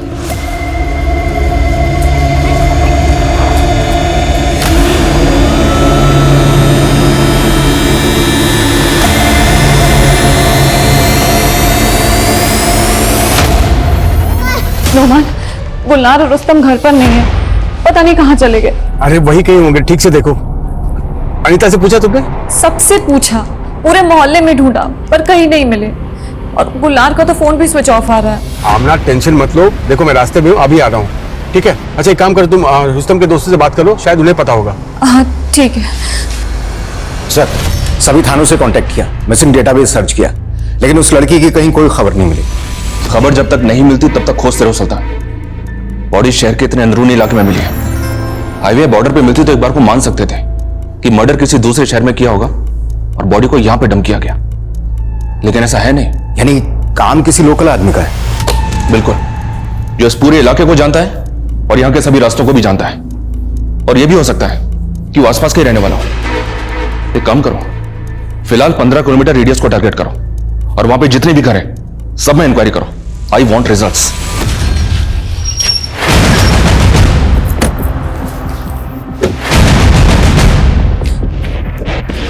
नोमान, नोमान, मिले बच्चे दो? नहीं मिले। सब जगह पूछ लिया, सब जगह देखा, कहीं नहीं मिले मुझे। आप जल्दी चलिए, पुलिस स्टेशन चल के पूछते हैं। एक मिनट आमना, कल तुम्हारी नाइट ड्यूटी थी ना? हाँ? ये बात तुमने मुझे पहले क्यों नहीं बताई? बच्चों को घर पर अकेला क्यों छोड़ा तुमने?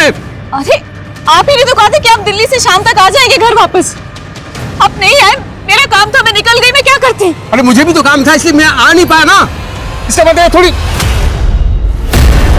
अच्छा चलो, गुलनार रुस्तम को मोहल्ले में ढूंढते हैं, चलो। एक सेकंड, मोहल्ले में सबसे पूछा है, कहीं नहीं मिले मुझे। हमें पुलिस स्टेशन जाना पड़ेगा।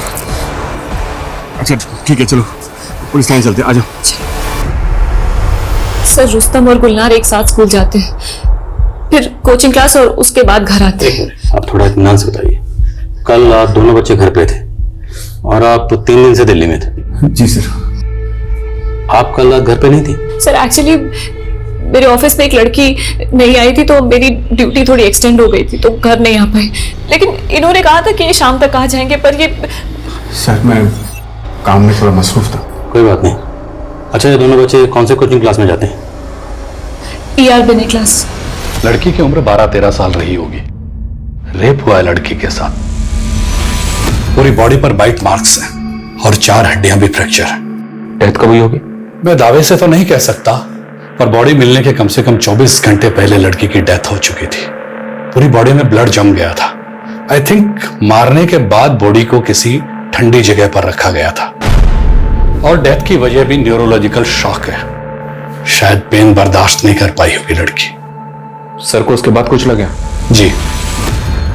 अगर ये कोई पेशेवर कातिल है तो एनसीआरबी के डेटाबेस में इसका रिकॉर्ड मिल सकता है। एक काम करो, इस लड़की की बॉडी पे जो बाइट मार्क्स हैं वो बाइट मार्क डेटाबेस से मैच करके देखते हैं, शायद कुछ मिल जाए।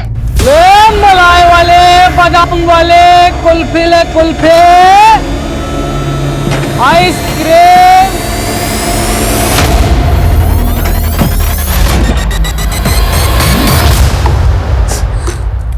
आमना, अनीता ने खाना भेजा है, कुछ खा ले।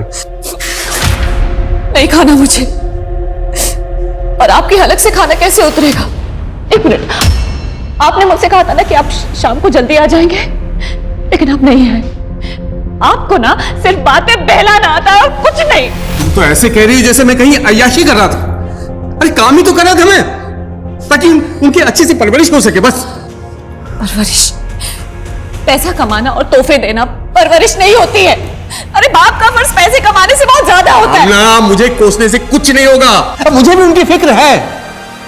अगर तुम्हें जिम्मेदारी का एहसास होता ना, तुम उन्हें अकेला छोड़कर कभी नहीं जाती। तुम आप मुझे जिम्मेदारी मत सिखाएं। मां बनने से पहले मैंने जिम्मेदारी निभाई है मां बनने की। अरे मेरी गुलनार जब इतनी छोटी सी थी तो मेरी अम्मी उसको मेरी गोद में छोड़कर चल बसी थी। कितनी परेशानियों से पाला है मैंने गुलनार को, मैं ही जानती हूँ। तो क्या मैंने कभी फर्क किया है रुस्तम और गुलजार में? साली नहीं बल्कि हमेशा छोटी बहन माना है उसे। देखो, हम दोनों को एक दूसरे से बहुत शिकायतें हैं, लेकिन ये वक्त नहीं है लड़ने का। इस वक्त हमें एक दूसरे का साथ देना होगा, बस। तुम समझ रही हो ना मैं क्या कह रहा हूं? हमको एक दूसरे का साथ देना होगा हमें। सर, पूरा डेटाबेस सर्च किया, लेकिन बाइट मार्क्स किसी भी हिस्ट्री शीटर से मैच नहीं हुए। इतने दिन हो गए लेकिन विक्टिम की अभी तक हमें कोई इंफॉर्मेशन नहीं मिली है। सर, कातिल बहुत चालाक है। उसने पूरा ध्यान रखा है कि लड़की की पहचान ना होने पाए। ये देखो, इस जीन्स पे जो टैग लगा हुआ है वो किसी महंगे ब्रांड का लगता है। राइट सर, मैं आसपास की दुकानों में जो इस ब्रांड की जीन्स रखते हैं पूछताछ करता हूँ। रुस्तम के साथ इसकी खाला भी थी गुलनार। आसपास चेक करो, शायद उनकी लाश भी यहीं कहीं है। सर,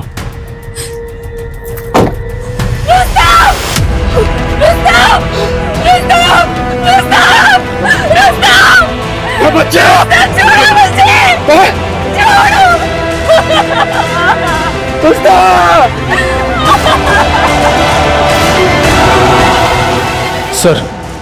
सर पूरे एरिया को अच्छे से छान मारा, लड़की की लाश नहीं मिली। तो मतलब या तो गुलनार जिंदा है या फिर उसे मारकर उसकी लाश को कहीं और डंप किया गया। सर, ये भी तो हो सकता है कि रुस्तम की मौत की वजह ही गुलनार हो। सर, हो सकता है कि गुलनार किसी के बहकावे में आ गई हो, घर से भागने की कोशिश कर रही हो और रुस्तम ने देख लिया होगा। वर्मा क्या बात कर, गुलनार महज 13 साल की।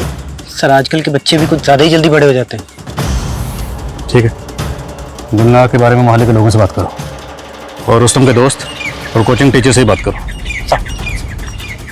ये जगह रुस्तम के घर से तकरीबन 15 किलोमीटर दूर है। इतनी दूरी है, यहाँ कैसे आया होगा? सर, हो सकता है रुस्तम को मारने के बाद में कातिल ने इसे यहाँ लाकर छोड़ दिया होगा ताकि शिनाख्त ना हो सके।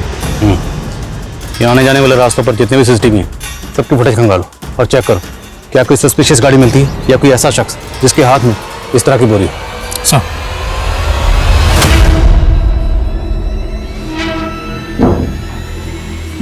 डरो मत, जो हुआ था गुलनार की मर्जी से हुआ था। तुम्हारा नाम नहीं आएगा इसमें, और दोबारा मुझे फोन करने की कोशिश मत करना, ठीक है? रुस्तम की पोस्टमार्टम रिपोर्ट के मुताबिक रुस्तम का पहले रेप हुआ, खाना, अंकल खाना खाए। फिर उसका गला काटा गया और रुस्तम की मौत ज्यादा खून बहने की वजह से हुई। सर, कोई एक बच्चे को इतनी बुरी तरह से टॉर्चर कैसे कर सकता है? ये किसी बीमार दिमाग का काम है। ये जो कोई भी है ना, उसे हमें जल्द से जल्द ढूंढना होगा। जी सर। गुलनार के call records? Sir, call records आ गए, लेकिन उनमें कुछ भी खास नहीं मिला है। सर, गुलनार की अधिकतर बातें उसके दोस्तों से या परिवार से होती थी, लेकिन हाँ सर, गुलनार का फोन 10 अगस्त को बंद हुआ था। 10 अगस्त, और उसकी मिसिंग रिपोर्ट लिखवाई गई 11 अगस्त को, और रुस्तम की बॉडी हमें मिली 12 अगस्त को। जी सर। सर, इस एरिया के सारे हिस्ट्री शीटर को उठाकर तोड़ना शुरू करता हूँ, हो सकता है कोई को चुगल दे। तोड़ो, एक एक को तोड़ो, खासकर उन हिस्ट्री शीटर्स को जो कभी भी चाइल्ड मोलेस्टेशन में मुब्तला रहे हैं। मिश्रा, हम कातिल बाहर ढूंढ रहे हैं, कहीं ऐसा तो नहीं कातिल कोई अंदर का ही है? लेकिन सर, आमना और नोमान के बीच में हमें ऐसा कुछ भी नजर नहीं आ रहा है। 5 साल पहले यूपी से आकर जयपुर में बस गए थे, बिजनेस भी अच्छा चल रहा था और फैमिली में भी कोई डिस्प्यूट नहीं है। मिश्रा, घर की 4 दीवारी के अंदर फैमिली में क्या चल रहा होता है, कभी कभी ये बाहर आने में देर हो जाती है, बहुत देर। और जहां तक गुलनार का सवाल है, सबका यही कहना है कि भले ही 13 साल की थी लेकिन बहुत समझदार थी। अगर इतनी समझदार थी तो वो कहीं भी अकेले क्यों जाएगी? कोई तो वजह रही होगी। गुलनार की बहन आमना और नुमान दोनों की डिटेल्स निकलो। कहीं तुमने तो मेरी बहन के साथ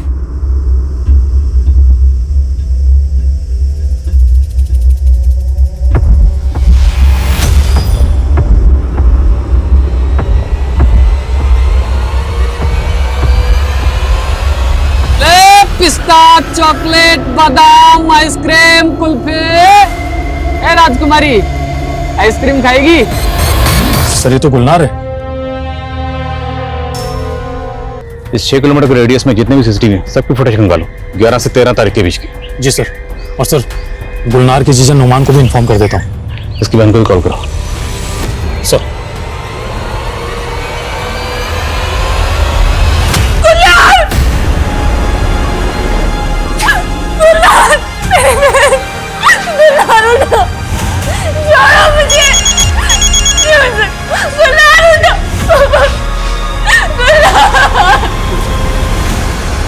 सर गुलनार की पोस्टमार्टम रिपोर्ट। सर रिपोर्ट के मुताबिक रुस्तम की तरह गुलनार के साथ भी रेप हुआ था और किसी तेज धार वाले हथियार से उसका गला काटा गया था।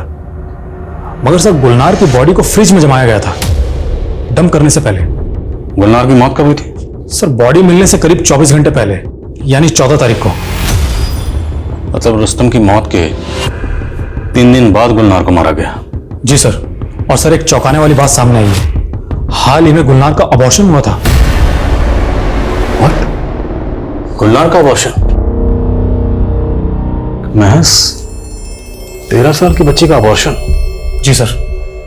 और सर डॉक्टर का कहना है कि गुलनार के प्राइवेट पार्ट पर काफी जख्म थे, जिसे देखकर लगता है कि काफी लंबे समय से उसको सेक्सुअली एक्सप्लॉइट किया जा रहा था। निशा, महज 13 साल की बच्ची का अबॉर्शन हुआ, उसे सेक्सुअली एक्सप्लॉइट किया जा रहा था और उसे इतनी बेरहमी से मारा गया।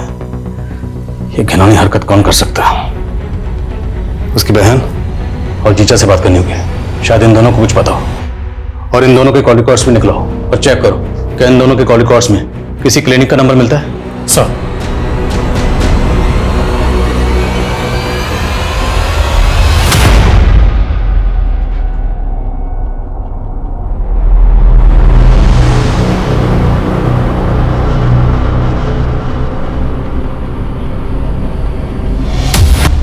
बुआ, मैं कैसी लग रही हूँ?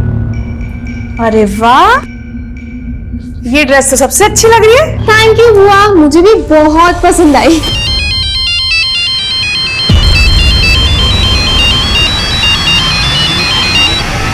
सर आमना और नोमान के कॉल रिकॉर्ड्स क्लीन है, लेकिन उनके घर में एक लैंडलाइन है और उसे रिदम नर्सिंग होम में करीब 3 बार कॉल किए गए थे। रिदम नर्सिंग होम, नाम सुना सुना लग रहा है। ये रिदम नर्सिंग होम तो वही है ना जो इलीगल अबॉर्शन के चलते सील हुआ था? जी सर। और सर पड़ोसियों से पूछताछ करने पर मालूम चला है कि आमना अक्सर वहां जाया करती है। गुलनार महज 13 साल की थी, इतनी छोटी बच्ची का अबॉर्शन। और इतनी छोटी बच्ची अबॉर्शन के लिए उस क्लिनिक में अकेली तो नहीं गई होगी, कोई ना कोई तो उसे जरूर लेकर गया होगा। उस क्लिनिक की पिछले 1 महीने की सीसीटीवी फुटेज खंगालो, लेट्स फाइंड आउट गुलनार वहां किसके साथ गई थी। तब तक नुमान और आमना से मिलते हैं। सर या अल्लाह, गुलनार ने अबॉर्शन करवाया था? जी हाँ, अबॉर्शन। और वो भी रिदम नर्सिंग होम में, उसी नर्सिंग होम में जहां पर आप अक्सर चेकअप के लिए जाया करती हैं। सच सच बताइए, गुलनार को अबॉर्शन के लिए आप ही लेकर गई थी? जी नहीं सर, मुझे तो पता ही नहीं था कि गुलनार पेट से थी। गुलनार, मैं निकल रही हूँ। हाँ, क्या हुआ? आपका वो पीरियड। कोई बात नहीं, तुम अपना ध्यान रखना। हाँ, मैं जल्दी आ जाऊंगी। यानी वो अबॉर्शन का पेन था। इतनी बड़ी बात गुलनार ने मुझसे छुपाई। क्या गुलनार की जिंदगी में कोई लड़का था? कोई करीबी दोस्त? नहीं सर, मेरे लिए तो गुलनार एक छोटी सी बच्ची थी, लेकिन मुझे नहीं पता था कि वो ये इस... आप भी इस बारे में कुछ नहीं जानते? नहीं सर, मुझे तो अभी तक यकीन नहीं हो रहा सर। ये सब गुलनार ने अपनी बहन तक को ये सब चीज नहीं बताया तो मुझे कैसे पता थी इसे? सलाम साहब, एक पक्की खबर हाथ लगी है। प्रकाश नाम का एक आदमी है जो दुबई रहता है। उसकी बेटी अनुष्का यहाँ अपनी बुआ इंदू के साथ रहती है, लेकिन 9 अगस्त के बाद से अनुष्का अपने स्कूल नहीं गई। और उसकी बुआ ने अपने पड़ोसियों को यह बता रखा है कि वो अपने मामा के यहाँ गई। लेकिन सर चौंकाने वाली बात यह है कि अनुष्का की माँ का कोई भाई नहीं था, तो ये मामा कहाँ से आया? तेरा मतलब है कि अनुष्का ही वो लड़की है जिसको हम इतने दिनों से ढूंढ रहे हैं? पूरे चांस है सर। उम्र कदकाठी के हिसाब से वो अनुष्का ही होनी चाहिए। और सर अनुष्का का जो फादर है प्रकाश, वो भी जयपुर ही आ रहा है। और कोई इन्फॉर्मेशन हाथ लगती है तो बताना। तब तक नजर आए इंदू बुआ से मिलते हैं। सलाम सर।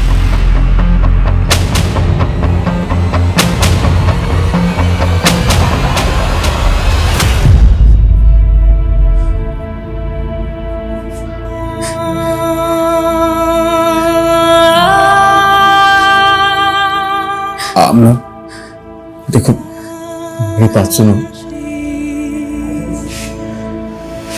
आमना,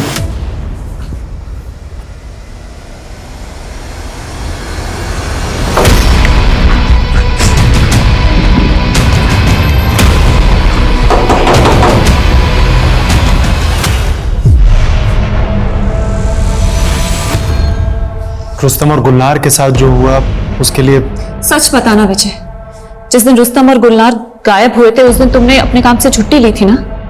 हाँ। क्यों? कहाँ थे तुम? सर, अनुष्का की बुआ इंदू के घर पर ताला लगा हुआ है, लगता है फरार हो गई। खबरियों को अपने काम पे लगा दिए। सर खबरें जुगनू आया है। सब ताजा खबर यह है कि इंदू एक बहुत खतरनाक औरत है। कुछ साल पहले तक वो एक अनाथ आश्रम में सुपरवाइजर थी, लेकिन वहां 2 लड़कियों ने खुदकुशी कर ली थी और आरोप था इंदू पर कि वो छोटी बच्चियों से धंधा करवाती थी। इसका बहुत बड़ा बवाल हुआ और इसी बवाल के बाद उसे नौकरी से भी निकाल दिया गया और उसके पति ने भी उसे छोड़ दिया। ठीक है जुगनू, अभी तो निकल।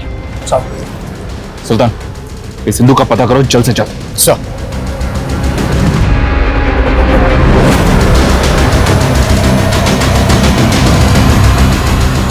सर, वो प्रकाश दुबई से आ गया। ठीक है, उससे बॉडी की शिनाख्त करवाओ। सर।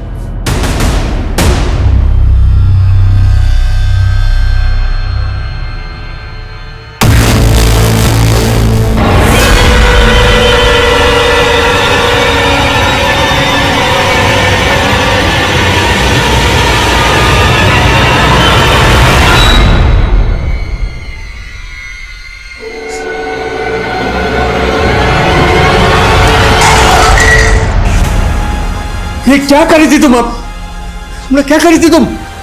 जहर पीने वाली थी तुम? मैं जीना नहीं चाहती और सोना चाहती हूँ। ये अकेला घर मुझे काटने को दौड़ता है। रोज मर रही हूँ मैं। एक बार फिर मर जाऊँ। देखो ऐसा मत करो आमना। तुमने सोचा मेरा क्या होगा? हाँ? मैं कैसे काटूंगा ऐसे अकेले पड़ की जिंदगी? तो आप भी चलिए ना, हम सब साथ में रहेंगे खुशी खुशी, और एक दूसरे के लिए बहुत समय होगा देने के लिए। बस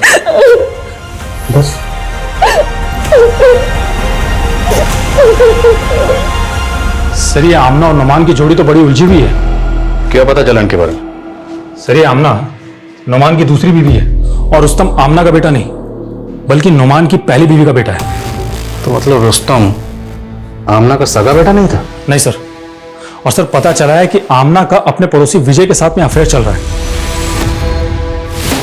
और सर ये नुमान भी कोई दूध का धुला हुआ नहीं है। गुलनार और रुस्तम के गायब होने के 2 दिन पहले ये नुमान गुलनार को अपनी गाड़ी में बिठाकर कहीं लेकर गया था। और इस नुमान ने हमें बताया था कि वो 3 दिन से दिल्ली में था और उसकी बीवी का यहाँ अफेयर चल रहा था अपने पड़ोसी से। इन दोनों ने हमें झूठ के झूले बहुत झुला ली। अब इन्हें सच के घूंट हम पिलाएंगे। उठाओ दोनों की बीवी को। सर।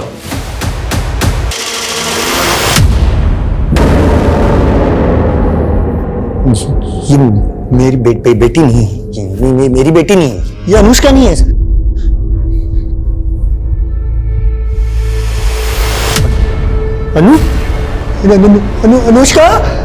अनुष्का ये मेरी बेटी है सर। ये मेरी बेटी है अनुष्का।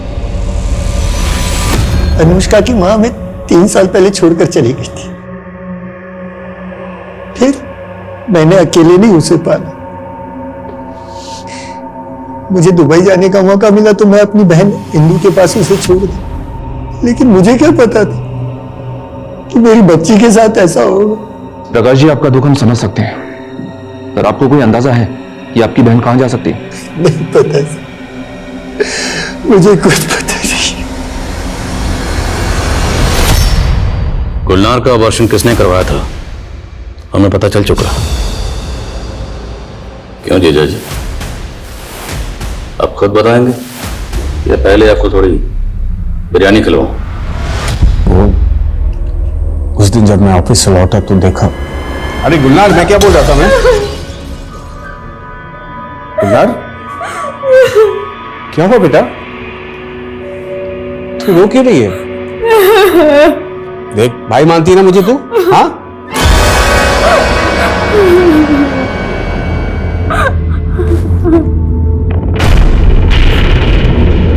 ये क्या किया तूने?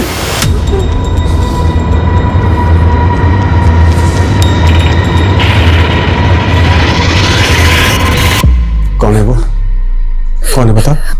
आपा को मत बताना, वरना वो अपनी जान ले लेगी। आप मेरी मदद करोगे ना जीजू? मैं एक डॉक्टर को जानता था।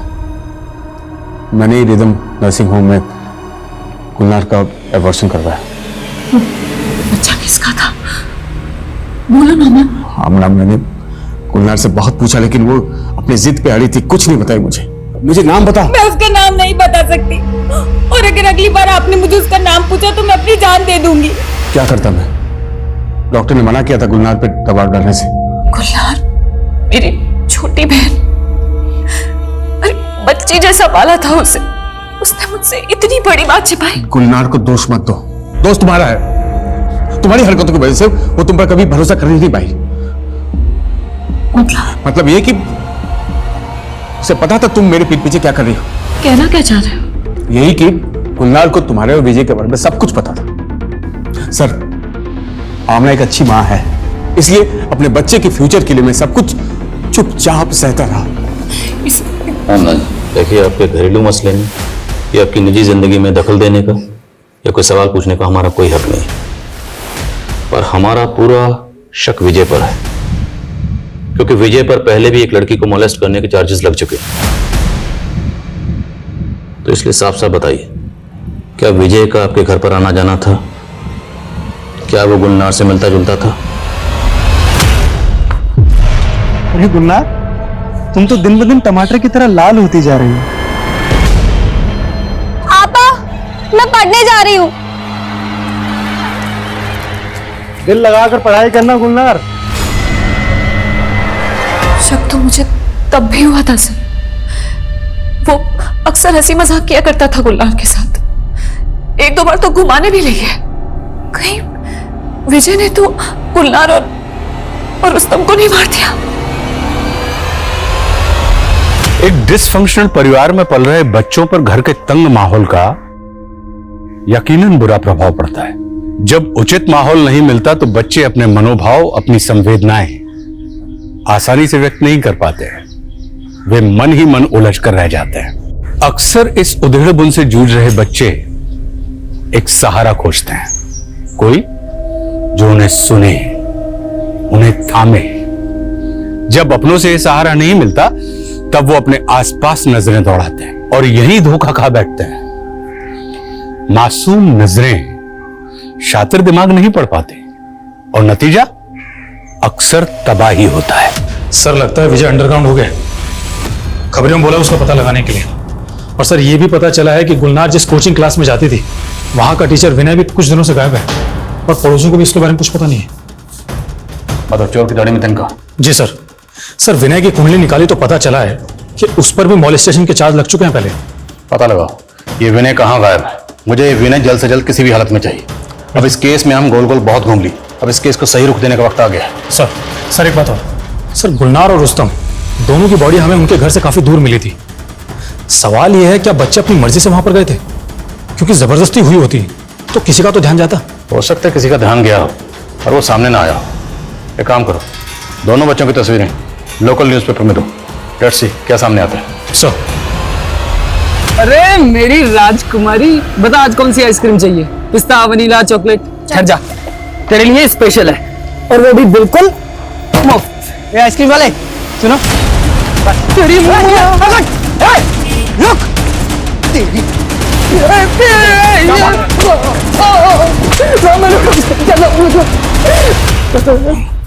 बच्चों को बहला फुसला के उठाने का धंधा करते ना तू। बोल, गुलनार और रुस्तम को क्यों मारा? सब मैं कसम से बता रहा हूँ, मैंने किसी को नहीं मारा। तो भागा क्यों था? गरीब आदमी साहब, पुलिस को देख कर डर गया था मैं। तेरे अंदर का गुनहगार डरा था, इसलिए तू भागा। नहीं साहब, मारिए मत साहब, मैंने कोई गुनाह नहीं किया है। लेकिन एक आदमी है, उसको मैंने गुलनार और रुस्तम के साथ देखा था, लॉलीपॉप दे रहा था उनको। कौन आदमी? मैं जानता नहीं साहब, लेकिन वो साइकिल पर आता था और गुलनार और रुस्तम को भी उसके साथ जाते देखा था मैंने। वो आदमी गुलनार और रुस्तम को कहाँ लेकर गया था? ये तो मालूम नहीं साहब। उसकी शक्ल तो याद होगी, दिखता कैसा था वो? हाँ, वो उसकी दाढ़ी थी साहब, और पहले तो मुझे शक नहीं हुआ साहब, लेकिन अभी 3 दिन पहले उसको एक बच्चे के साथ देखा था मैंने, और कल उस बच्चे की अखबार में खबर पड़ी तो। उसकी शक्ल याद है ना तुम्हें? स्केच बनवा सकते हो उसका? हाँ साहब। जयपुर पिंक सिटी कहे जाने वाले शहर में आज आपको जगह जगह पर वीरान सन्नाटा दिखाई देगा। पूरा शहर दहशत में है। माँ बाप अपने बच्चों को घर से बाहर निकालने में डर रहे हैं। इसे हम सिस्टम की नाकामियां ना कहें तो क्या कहें? आखिर कब खत्म होगा ये खौफ का आतंक? आखिर कब खत्म होगी ये दहशत? खान साहब, हमारे सामने जब पहला केस आया और हमने इंक्वायरी की तो दरअसल हमें भी एक ऐसे बंदे की तलाश थी। एक आई विटनेस ने हमारे लिए एक स्केच बनवाया था जो आपके बंदे से काफी हद तक मिलता जुलता है। Not exactly same but more similar है। कल से हमें 8-10 पुलिस स्टेशन कॉन्टैक्ट कर चुके हैं और सबको ऐसे किसी बंदे की तलाश है। पिछले 4 महीने में इस एरिया से 18 बच्चे गायब हुए। 3 बच्चे स्कूल के बाहर से और 4 बच्चे पार्क में खेलते वक्त, और बाकी सभी बिल्डिंग के कंपाउंड से। हालांकि ये सारे स्केचेस आपस में पूरी तरह से तो नहीं मिलते, पर फिर भी सिमिलरिटीज हैं। किसी में आंखें सेम है, किसी में नाक और किसी में दाढ़ी। राइट, बट स्टिल सारे केसेस में मोडस ऑपरेंडी सेम है। दादू, मैं मम्मी से बात नहीं करूंगा। उन्होंने मुझे प्रॉमिस किया था कि अगर मैं होमवर्क करूंगा तो वो मुझे मोबाइल देंगी गेम खेलने के लिए, लेकिन उन्होंने नहीं दिया। अब मैं मम्मी से कभी भी बात नहीं करूंगा। अच्छा, तुम ये लो बेटा, ऐसा नहीं बोलते। तुम कितने किस्मत वाले हो जो तुम्हारी मम्मी जो तुम्हारा इतना ख्याल रखती है। मेरा तो कोई ख्याल रखने वाला ही नहीं था।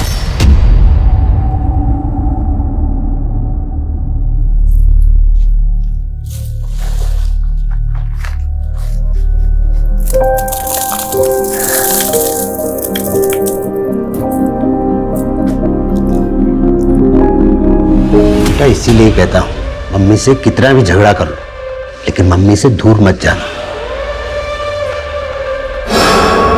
दादू, ये चोट कैसे लगी?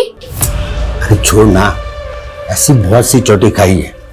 तेरे नाना की मार से तंग आकर मैं घर छोड़कर भाग गया था और पटाखे की फैक्ट्री में काम करने लगा था। आपको पटाखे बनाने आते हैं?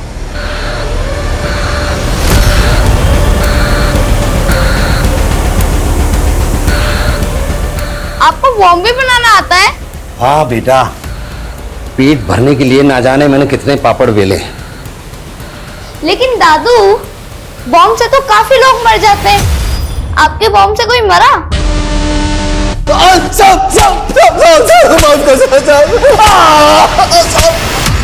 अरे नहीं बेटा, मेरे बॉम्ब से कोई नहीं मरा। अगर मेरे बॉम्ब से कोई मरता तो मैं जेल में होता। मेरी प्यारे पोती के साथ कैसे होता? आइसक्रीम, मलाई वाले, चॉकलेट वाले, कुल्फे ले कुल्फे। 18 में से 17 बच्चे दिन की रोशनी में गायब हुए और 7 बच्चों की बॉडी को पहले फ्रिज में रखा गया, बाद में उनकी बॉडी को कहीं डंप किया गया। और 7 बच्चे सुबह 10 से 12:30 बजे के बीच में गायब हुए हैं। शातिर खिलाड़ी है। ये जानबूझकर बच्चों को दिन की रोशनी में गायब करता है, क्योंकि दिन की रोशनी में माँ बाप बच्चों को लेकर महफूज महसूस करते हैं। उन्हें लगता है कि बच्चे बाहर कहीं खेल रहे होंगे। ये माँ बाप की उसी लापरवाही और दिन की रोशनी का फायदा उठाता है। बिल्कुल सर। एक बात और सर, सभी 18 बच्चे 8 से 13 साल की उम्र के थे। एग्जैक्टली।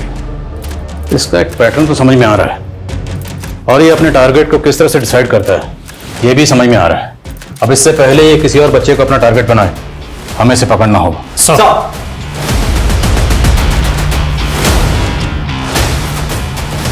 ये लो बेटा। नहीं, मम्मी ने मना किया है। बहुत समझदार बच्चा है और किस्मत वाला भी। सर एनसीआरबी के डाटाबेस में दिलकुश सिंह नाम के आदमी का प्रोफाइल मिला है। सर ये दिलकुश 4 साल पहले एक रेप केस में अरेस्ट हुआ था और रिकॉर्ड के मुताबिक अभी भी जेल में है। पर इसका हमारे केस से क्या ताल्लुक? सर डेंटल रिकॉर्ड के मुताबिक अनुष्का की बॉडी पर मिले बाइट मार्क्स मैच हो रहे हैं। पर अभी तो तुमने कहा कि 4 साल से जेल में बंद है। हाँ सर। फिर ये कैसे मुमकिन है?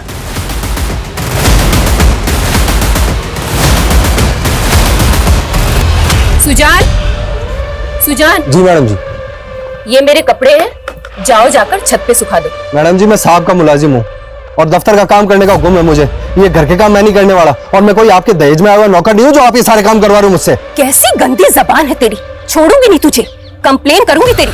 अभी बताती हूँ साहब को। जिसको बताना उसको बता दीजिए, मैं किसी से डरने वाला नहीं हूँ और ये घर के काम मैं नहीं करने वाला। राम राम। दादू, मतलब आपने नौकरी छोड़ दी? जो काम मुझे पसंद नहीं वो काम मैं नहीं करता। मुझे भी लौकी की सब्जी पसंद नहीं, मैं भी नहीं खाता। लौकी की सब्जी तो मुझे भी नहीं पसंद। एक काम करते हैं, मेरे साथ चलोगे? मेरे पास रेनबो कैंडी है। Rainbow candy? 7 कलर्स वाली? खाओगे? तो चलो मेरे साथ।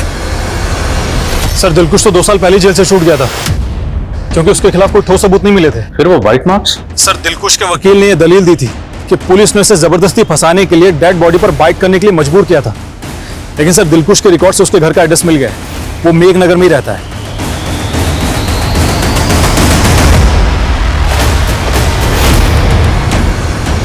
जी साहब, दिलखुश पहले यही रहता था अपनी पत्नी के साथ। दोनों पति पत्नी विपक्ष के जैसे झगड़ते थे। दिलखुश नाम था लेकिन वो कभी अपनी पत्नी के दिल को खुश नहीं कर पाया। मजबूर होकर पत्नी ने उसे घर से निकाला और गांव लौट गई और ये मकान मुझे बेच दिया। कब की बात है? ये कोई 10 साल हो गए सर। सब दिलखुश आदमी ठीक नहीं था, सबसे ही झगड़ता था वो। उसे एक बार फिर से जेल हुई जब वो अपने आर्मी ऑफिसर के यहाँ गार्ड था। उसने अपने सीनियर ऑफिसर को मारने की कोशिश की। उस पागल ने अपने ऑफिसर और उसकी बीवी को बम दे मारा। निशा, हमारे पास कुछ स्केचेस हैं, आप इन स्केचेस को गौर से देखिए और याद करिए, क्या दिलखुश की शक्ल इनमें से किसी से मिलती है? हाँ, कुछ कुछ ऐसा ही था और आंखें तो बिल्कुल ऐसी ही है।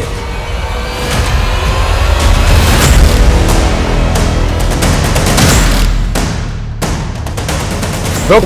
हाँ? क्या हुआ सर? सवाल बाद में करना। क्या इसमें? कुछ नहीं है साहब।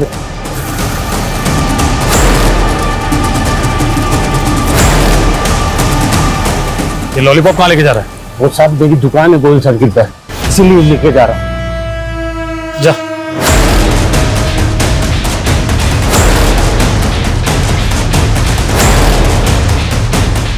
हेलो, की शॉप है? सर मैंने पता किया, कोई चौक पे तो कोई दुकान ही नहीं है। पकड़ो उसे, चलो फिर रुक।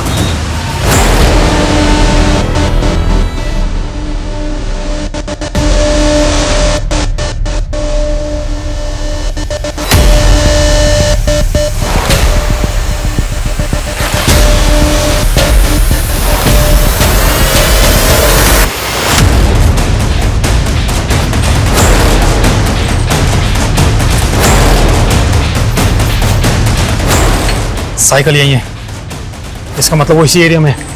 प्रेम, इन दोनों को अपने साथ में लेके जाओ और चेक करो। वर्मा, सुनो बेटा। जी अंकल। तुम्हारे लिए चॉकलेट।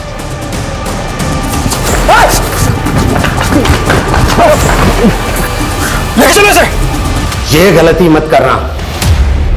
अगर मुझे मारा तो मेरे मुंह पर हमेशा के लिए ताला लग जाएगा। सच क्या है कभी भी नहीं जान पाओगे।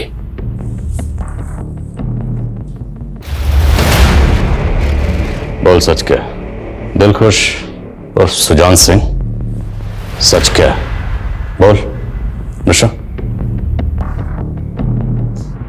गुलनार और रुस्तम, इन दोनों को तो नहीं मारा ना?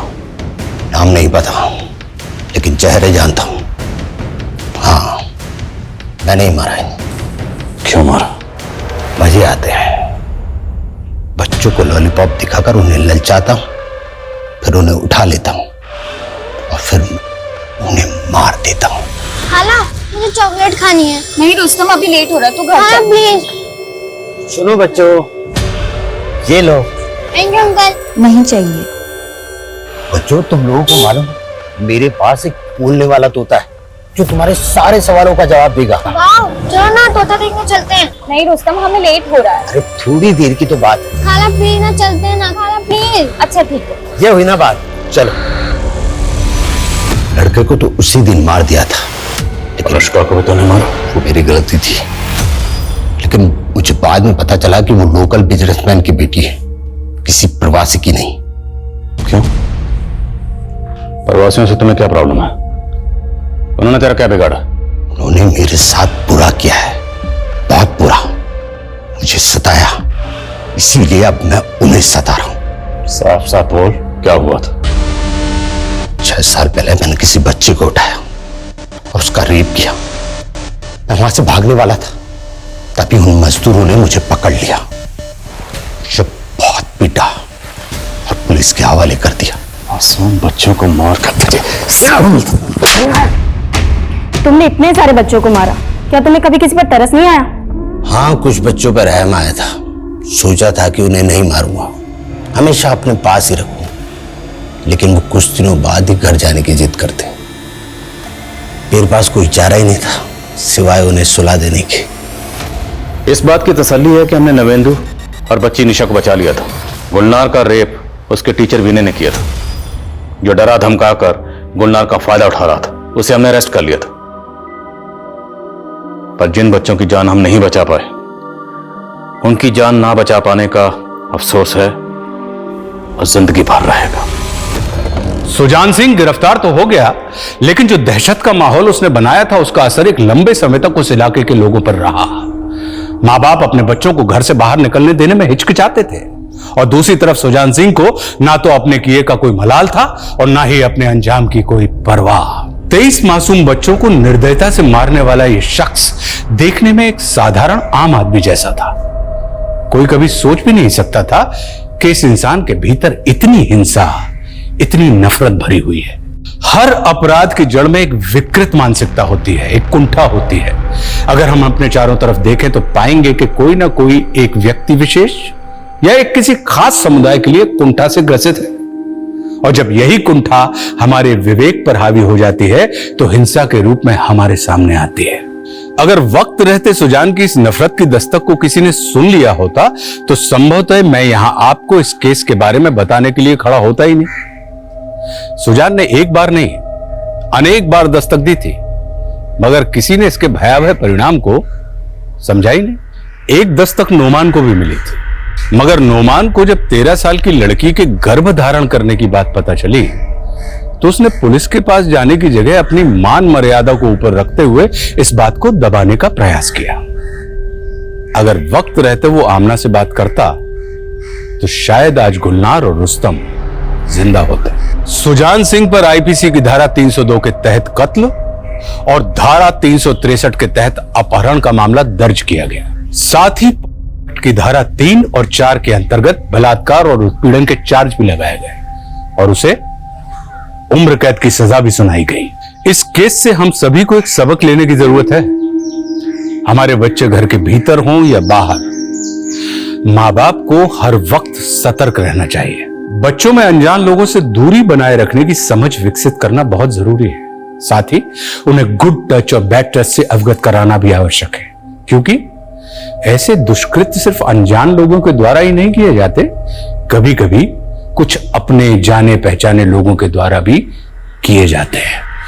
हम सबकी जान हमारे बच्चों में बसी होती है, और जब बात उनकी सलामती की आती है तो हिफाजत के हर मुमकिन कदम हमें उठाने चाहिए। और इसी के साथ मैं आशुतोष राणा आपसे विदा लेता हूं। कल फिर से मिलूंगा एक ऐसी ही कहानी के साथ। तब तक अपना और अपने परिवार का ख्याल रखिए और देखते रहिए क्राइम पेट्रोल सतर्क। जय हिंद। इस तरह के और भी एपिसोड देखने के लिए हमारे चैनल को सब्सक्राइब करें और बेल आइकन दबाना ना भूलें।